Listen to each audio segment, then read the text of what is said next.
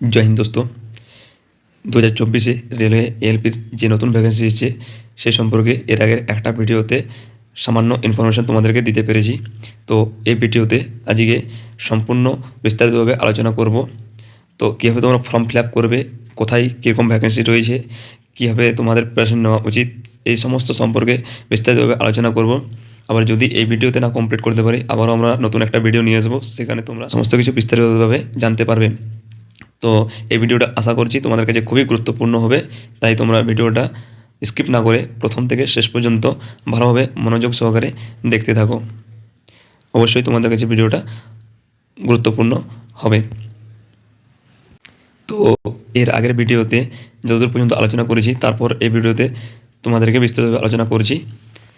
এর আগের ভিডিওতে এজ লিমিট অবধি বলেছিলাম যে সেটা 1/7/2024 হিসেবে বয়স হতে হবে 18 থেকে 30 বছরের মধ্যে। এখানে দেখতে পাচ্ছ দেওয়া রয়েছে এক্সামিনেশন ফি সম্পর্কে বলা রয়েছে। তো এর আগেও রেলওয়েতে যারা ফর্ম ফিল আপ করেছে তারা জানো অবশ্যই, এবং এবারেও দেখো লেখা রয়েছে যে এক্সামিনেশন ফি রয়েছে জেনারেলদের জন্য, ইডাব্লিউএসদের জন্য এবং ওবিসিদের জন্য 500 টাকা করে, এবং বাকি যারা রয়েছে আদার্স ক্যাটাগরি তাদের জন্য 250 টাকা করে।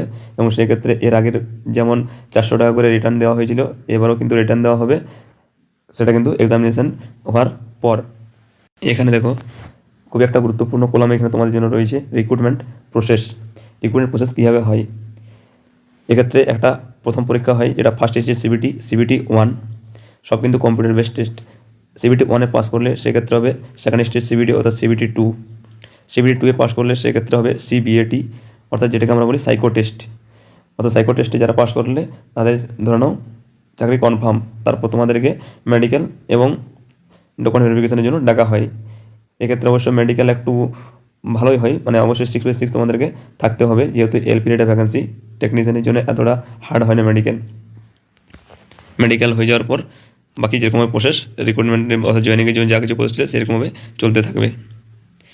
তো দেখো এখানে বাকি আমরা সিবিটি সম্পর্কে জানবো। এখানে দেওয়া রয়েছে ফার্স্ট স্টেজের সিবিটি অর্থাৎ সিবিটি 1 কীভাবে হয়। সিবিটি 1-এর উপর যে প্যাটার্ন আর সিলেবাস রয়েছে সেটা হচ্ছে কি ডিউরেশন হচ্ছে 60 মিনিট। সেখানে মোট 75টা কোশ্চেন রইবে। এক্ষেত্রে নেগেটিভ মার্কিং রইবে। প্রত্যেকটা পরীক্ষার ক্ষেত্রে নেগেটিভ মার্কিং থাকে 1/3, অর্থাৎ 3টি প্রশ্নের ভুল উত্তরের জন্য 1 নম্বর করে কাটা যাবে। মিনিমাম কোয়ালিফাইং মার্কস এখানে দেওয়া রয়েছে। দেখো ইউআর আর ইডাব্লিউসির জন্য 40%, বাকি ওবিসির জন্য 30%, এসটিদের জন্য 30%, এসটিদের জন্য 25% ওদের দেওয়া হয়েছে, এবং কাট অফ যেরকমভাবে নাম্বার আসে সেই হিসেবে হয়। নেক্সট এখানে দেখো সিলেবাস রয়েছে সিবিটি 1 কী কী রয়েছে। সিবিটি 1 কিন্তু পুরোপুরিটাই নন টেকনিক্যালের উপর হয়। বিশেষ করে আবার বলি যে এলপির পরীক্ষার ক্ষেত্রেও সম্পূর্ণটাই নন টেকনিক্যালের উপরেই কোয়ালিফাইং হয় শেষ পর্যন্ত। তাই অবশ্যই নন টেকনিক্যালের উপরেই তোমরা গুরুত্ব দিবে, কিন্তু টেকনিক্যালটাকেও সেই সঙ্গে গুরুত্ব দিতে হবে, কারণ ওটা কোয়ালিফাইং করা মাস্ট। এখানে রয়েছে দেখো ম্যাথামেটিক্স, মেন্টাল অ্যাবিলিটি অর্থাৎ রিজনিং, ম্যাথ, এগুলো তো থাকছেই। নেক্সট জেনারেল সায়েন্স এবং জেনারেল অ্যাওয়ারনেস। তো জেনারেল সায়েন্সের উপরে সবচেয়ে বেশি গুরুত্ব দেবে তোমরা। এখানে 10th স্ট্যান্ডার্ড লেভেল বলেছে, কিন্তু অবশ্যই তোমরা হাই লেভেলের প্রিপারেশন নিয়ে রাখবে। আর জেনারেল অ্যাওয়ারনেসের উপর বিশেষ করে কারেন্ট অ্যাফেয়ার্সের উপর সবচেয়ে বেশি গুরুত্ব দেবে সিবিটি 1 সিবিটি 2 দুটোতেই। নেক্সট এখানে দেখো রয়েছে সেকেন্ড স্টেজ সিবিটি অর্থাৎ সিবিটি 2। সিবিটি 1-এ যারা কোয়ালিফাইং করবে তারা সিবিটি 2-এর জন্য বসবে। সিবিটি 2-এ সেক্ষেত্রে কীরকম থাকে দেখো প্যাটার্ন, সেই সম্পর্কে বলা হয়েছে এখানে প্যাটার্নের সিলেবাস। সিবিটি 2-এর জন্য সিবিটি 2 রয়েছে দুটো পার্ট, একটা পার্ট এ এবং পার্ট বি, দুটো পার্টে পরীক্ষা হয়।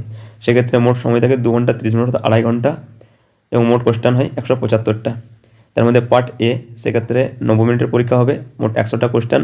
পার্ট এ কিন্তু পুরোপুরিটাই নন টেকনিক্যাল, আর পার্ট এ সবচেয়ে বেশি গুরুত্বপূর্ণ, কারণ পার্ট এর উপরেই বাছাই করা হয় ছাত্রছাত্রীদেরকে। এবং পার্ট বি যেটা হয় 60 মিনিটস অর্থাৎ 1 ঘন্টার পরীক্ষা এবং 75টা কোশ্চেন থাকে মোট, এটা হচ্ছে সম্পূর্ণটাই টেকনিক্যালের উপর। এক্ষেত্রেও সেই 1/3 মার্কস নেগেটিভ মার্কিং থাকে।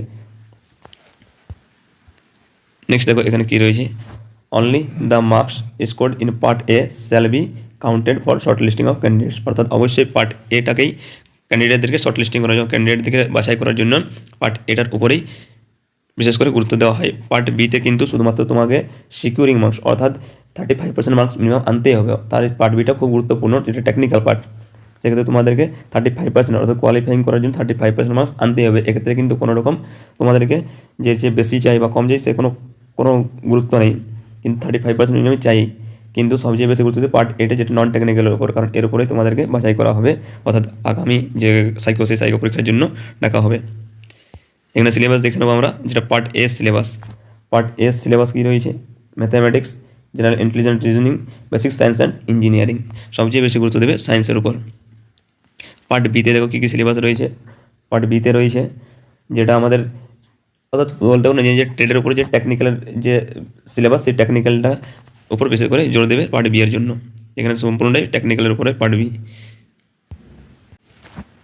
নেক্সট এখানে দেখো রয়েছে CBAT, computer based aptitude test, অর্থাৎ যেটা আমরা সাইকো টেস্ট বলি।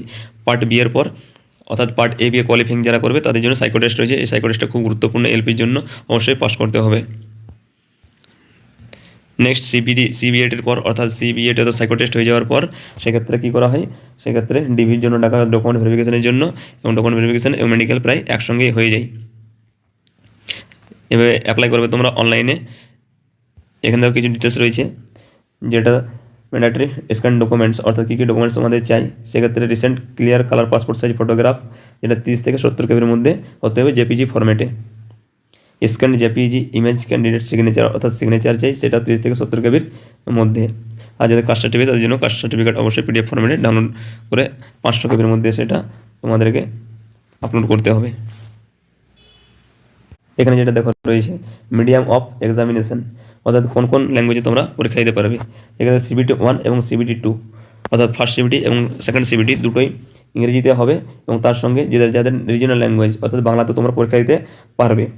যেক্ষেত্রে CBT 1 এবং CBT 2 question will be displayed in the language option and English, অর্থাৎ CBT 1 এবং CBT 2 এ তোমরা যে ল্যাঙ্গুয়েজ চুজ করবে সেই ল্যাঙ্গুয়েজে দিতে পারবে, তার সঙ্গে ইংরেজিটা একটা অপশনাল থাকবেই।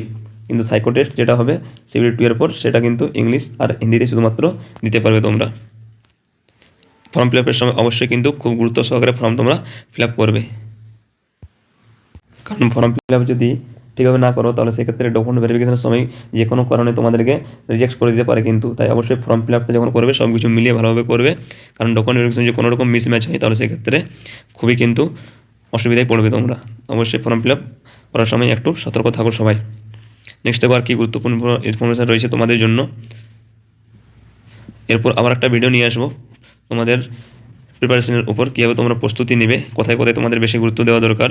তো এই ভিডিওটা তোমরা দেখতে থাকো, অবশ্যই তোমাদের জন্য খুবই গুরুত্বপূর্ণ হবে। স্কিপ না করে শেষ পর্যন্ত দেখো ভিডিওটা। আরও কিছু ইনফরমেশন রয়েছে তোমাদের জন্য। এখানে দেখো একটা গুরুত্বপূর্ণ ইনফরমেশন রয়েছে, যেক্ষেত্রে পোস্ট ওয়াইজ প্যারামিটার্স দেওয়া রয়েছে।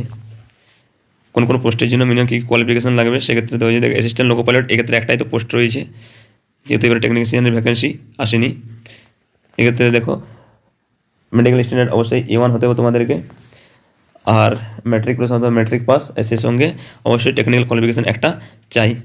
তো যারা ITI করেছো, ITIদের জন্য কোন কোন ট্রেডে রয়েছে দেখো এখানে, fitter, electrician, instrument mechanic, millwright আর maintenance mechanic, mechanic radio and TV, electronics mechanic, mechanic vehicle auto MMB, wireman, tractor mechanic, armature. Next নিচে কী রয়েছে দেখো আবার, coil winder, mechanic diesel, heat engine, turner, machinist, refrigeration, air conditioning mechanic. ITIর এতগুলো trade যাদের আছে তারা ফর্ম ফিল আপ করতে পারবে। ITIর খুবই গুরুত্বপূর্ণ রয়েছে রেলওয়েতে LPM টেকনিশিয়ানের জন্য। নেক্সট যাদের অ্যাপ্রেন্টিস রয়েছে তাদের আরও অনেক বেশি গুরুত্বপূর্ণ রয়েছে এক্ষেত্রে।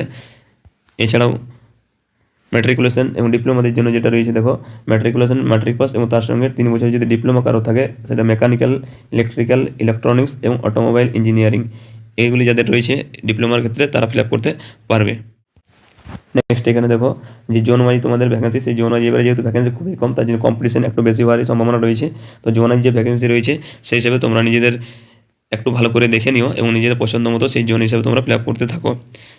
এবার আশা করি সবচেয়ে বেশি ভ্যাকেন্সি রয়েছে এই বিলাসপুরের ক্ষেত্রে দেখছি সবচেয়ে বেশি ভ্যাকেন্সি দেখতে পাচ্ছি এখানে 124 এবং 1192, টোটাল মিলিয়ে 1200 1250 কাছাকাছি হচ্ছে।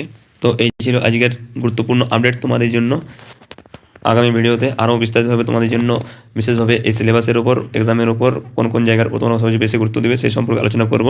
আশা করি ভিডিওটা তোমাদের জন্য খুবই গুরুত্বপূর্ণ হবে এবং তোমরা উপকৃত হবে।